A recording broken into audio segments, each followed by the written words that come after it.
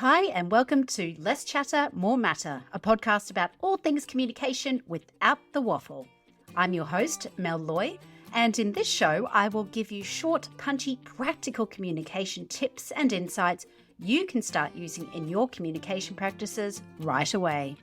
I'm a former corporate communication executive who happily took a redundancy, started my own business, and never looked back. These days, I use my 20 plus years of experience to help guide organisations of all shapes and sizes in how to communicate more effectively. I'm wife to Michael, cat mum to Cookie, auntie to 12 nieces and nephews, a yoga teacher and a group fitness fanatic. I promise these episodes will always be short, sharp and helpful, so let's get amongst it. Hi friends, and welcome to another episode of Less Chatter, More Matter, the Communications Podcast. If you are a regular listener, thank you for tuning in again. And if you're here for the first time, welcome. Before we get into today's episode, I wanted to say a big thank you to everyone who has ordered a copy of my book so far and sent me little messages of support or videos of you unboxing them or the photos of the book arriving, or you let me know what you've learned from it. It is really, really awesome to know it's being considered as a valuable resource because that's exactly what I wrote it for. I'll also say it is a huge effort to write a book, not just for me as the writer and the illustrator, but there's a whole raft of other people involved as well. So there's early readers, layout specialists, editors, and designers. So a massive shout out to those of you who have helped to bring this book to life. Now, if you haven't yet, check out the book via the link in the show notes because I've got some special deals going right now to celebrate the launch, and you do not want to miss out on those, I promise you. Okay, so on to today's episode, which is actually linked to the book because it's all about the role of leaders in communicating change. And we'll take a step back here a little because I do think it's important to reiterate the 5 elements of change management to set the scene first. So those 5 elements are number 1, leadership. Number 2, stakeholder engagement. Number 3, governance. Number 4, learning and development or training. And number 5, communication.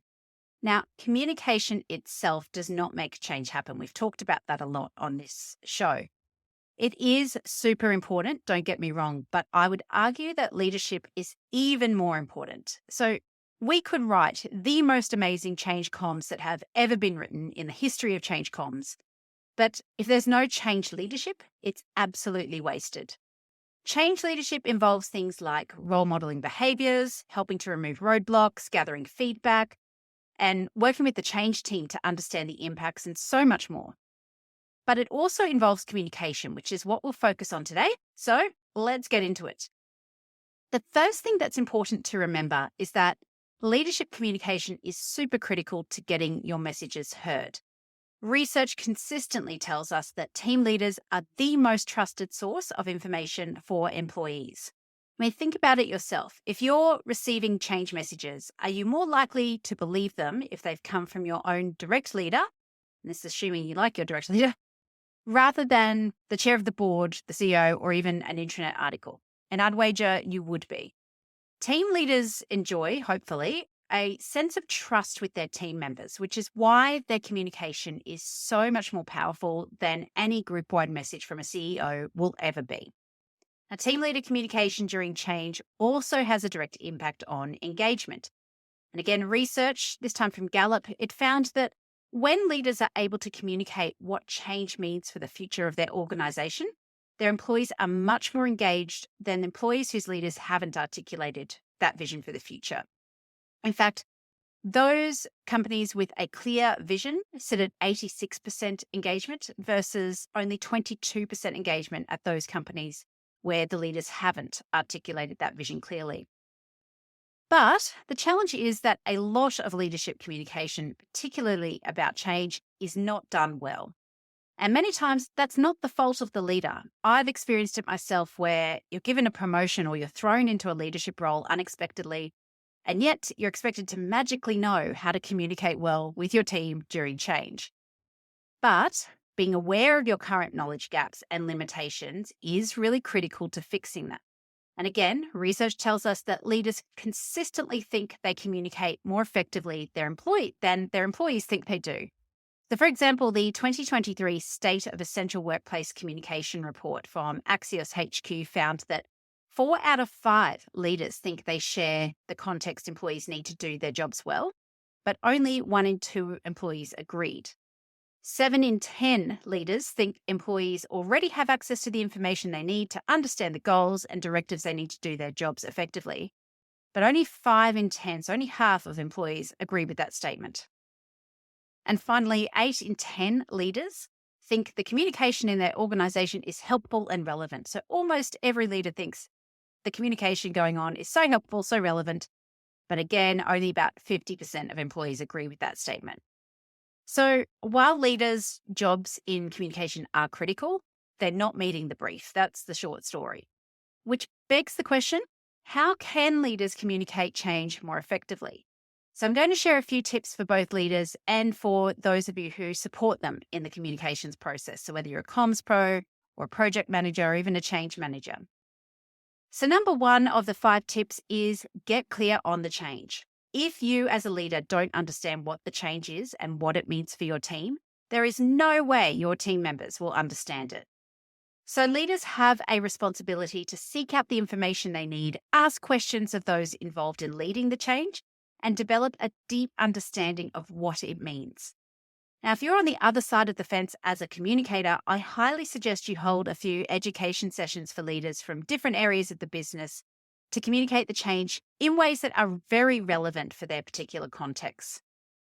This also gives them opportunity to ask questions and also, importantly, provide any feedback that may help with change management and the change comms. Now, importantly for both comms pros and leaders, make sure you understand what's not changing and also talk about that. Because talking about what's not changing can give people a sense of certainty that while something is changing over in this area of the world, other things remain same and familiar. And that sense of certainty helps to alleviate fear. And we want to do that because fear results in poor behavior and poor performance. So that's number 1, get clear. Number 2 is get granular. So the next steps for leaders is then to put the change information into messaging that makes sense for your team. So there's a few parts to this. Number 1, firstly, be very clear on the why behind the change. People need to know there's a purpose to it, that it's not just happening because the organization thought it was a nice idea or it was fun, right? So what's the why and how can you link that back to the business strategy? Secondly, relate the why and the change back to your team. So be really specific here about what the change will mean for the way your team works, its responsibilities, their systems and processes, what they'll need to learn, and even how they'll interact with other areas of the business. And number 3, be authentic in telling the story. Use your own words and the language your team will understand. Don't just recite some key messages the mothership sent out to you. A bonus tip here for leaders, listen in, co-create the understanding of the change with your team so they have a sense of ownership over it. So what I mean by that is get your team together, explain the why behind the change as well as what's happening and when, but then ask your team questions like, what do you think this means for us? How will we make this work in our team?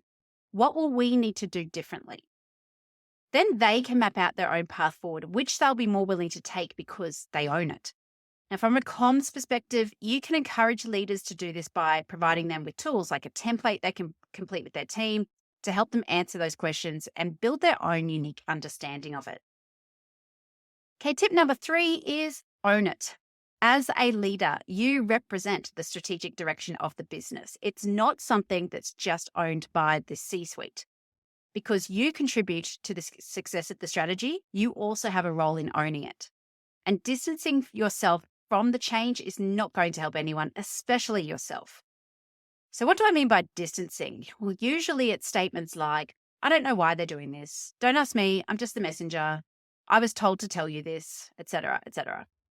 Now, firstly, that does nothing to drive confidence in you as a leader or your business, and the risk of disengagement from your team just skyrocketed. And when they're disengaged, they don't perform. That doesn't just look bad for them. That reflects badly on you as a leader. Secondly, you'll put your team behind other teams in the business because they'll be less likely to engage with the change and move forward. And your team could then earn a reputation for being slow movers, unhelpful, or even just plain obstinate. That ruins relationships, which again makes everyone's life harder. So you need to own it, even if you don't agree with it. Now, part of owning it is, as we've already said, really understanding the change and why it's happening and what it means. And by building your own understanding, you can also build your own confidence in owning and leading the change. But it also means that if you don't have all the answers, that's okay. Say so, but commit to finding out and reporting back to your team. And if you really deeply disagree with what's happening, then be a leader. Go have conversations with key stakeholders and share your views and try to influence the direction. But part of owning it is also to be realistic. So, for example, if you know it's going to be a rocky road ahead for a little while, say so. But lean into the team's strengths and resilience and remind them that you're there to support them and guide them. The other big part of this is being empathetic. So you're talking to people, not robots, and they have feelings and emotions and experiences you need to consider. So listen deeply to what their concerns are, acknowledge their feelings, and work with them to get them over the line. And again, for the comms pros who are listening, you can support leaders in owning it by helping them build the capability to have these conversations, providing the training and the tools to get them to a place where they feel confident and comfortable, but also listening to their own concerns as well. Because as I said, they can have some very valid concerns that could be really helpful for the future direction of the change and your communication as well. Okay, that's number 3, own it. Number 4, choose the right path. So for leaders, this is about how you will communicate. And this comes down to what's the impact and who is impacted. So for example, let's say you've got a really big team that's spread across a few cities, but the change impact on them is quite small. So in that case, I would consider a virtual team meeting would suffice, maybe backed up with an email. But if it's a significant impact on a person's role and responsibilities, then that's a one-on-one conversation. And you might need to have a lot of one-on-one conversations depending on how many people are on your team. But you need that time to explain the impact, what options there might be, and to get their questions and feedback in a safe space. You don't want them finding out about this impact from a large group email. Now, after you've had all those individual conversations, then you can have the broader team meeting. And in my book, you'll see I've drawn a little decision tree to help you determine what approach to take. So definitely check that out. It's on page 162 if you want a quick reference. And again, my advice for the comms pros is help leaders build their capability and knowledge in communicating change based on impact and audience. So you may need to run some training sessions, provide some templates, do some one-on-one coaching until they feel comfortable to take it forward. Now, number 5, and the last tip for today, is about challenging the broken cascade. So this one's more for the comms pros, and that is we just don't need to rely on the communication cascade because it's broken a lot of the time. So yes, leaders are the most trusted source of communication for team members, and therefore your most powerful channel of communication. But particularly in large organizations, you'll find some leaders are great at this stuff and others just aren't for whatever reason. And the messages either don't get down to the team member level at all, or when they do, they're just not relevant or authentic. It's called the broken cascade, and there's a few things we can do to mitigate it. Number 1, make it as easy as possible for leaders to tailor and pass on the messages. And again, training and templates can help here. Number 2, make it relevant and interesting. So how you present the information needs to capture attention in a busy world. So when you're talking to leaders about the change and the communication they need to do, make sure you're talking about it in an interesting way. And that means content and presentation of it, but also make clear how the change is relevant to them and their team. And the third tip to circumnavigate the broken cascade is provide other sources of information for team members. So if they don't get it from their leader, they can find it somewhere else. So for example, intranet use, Yammer posts, emails from the CEO, town halls, all those sorts of things. Okay, team, it is time for your episode recap, so tune back in if you got a bit distracted there. What we covered today, number 1, research tells us that leaders are the most powerful channel of communication because they're a trusted voice. But research also tells us many leaders think they do a better job of communicating than they actually do. So there's a disconnect there that needs to be bridged. Number 2, when it comes to the role of leaders in change, they need to fully understand it themselves if they're going to communicate it effectively. So get in deep, ask questions, and make sure you are clear on why the change is occurring. Number 3 is get granular with your comms by making the change very relevant to your team in tangible ways. So, i.e., what it means for the way they work, the systems and processes they use, their roles and responsibilities, etc. And consider if it's appropriate to undertake an exercise with them where you co-create an understanding of the change for their team. Number 4 is own it. You represent the business strategy. So as a leader, you need to own the change. And your confidence and ownership will help drive engagement and reduce the risk of resistance in your team. And that has better outcomes for everyone. Number 5 is choose the right path. So think about the scope of the impact of the change and who your audience is, and deliver the messaging in a way that makes sense. And number 6, the comms cascade can be broken. So to help mitigate it, make it as easy as possible for leaders to tailor the communication and deliver it to their teams, make it interesting and relevant, and ensure there's other ways team members can source the information. Now, I go into this in a lot more detail with some fun pictures in my book, which is available on Amazon now, so go check it out. It's called Change Isn't Hard, and you can learn more about it at changecommsbook.au. We'll pop all the links in the show notes for you. And as always, if you have any topics you'd like me to cover in this show, please reach out. I'm happy to deliver on your requests. And if you find value in the show, please also consider joining the others who have rated and reviewed. It'll only take a few minutes of your time, but make a big difference. You can also join the 1,000+ others who hear from me every fortnight through my email update, and that includes loads of links to the latest news in comms and helpful resources. And again, just check out the link in the show notes, or you can sign up via my website. I'll be back next week with another fresh episode of the podcast. In the meantime, keep doing amazing things, and bye for now.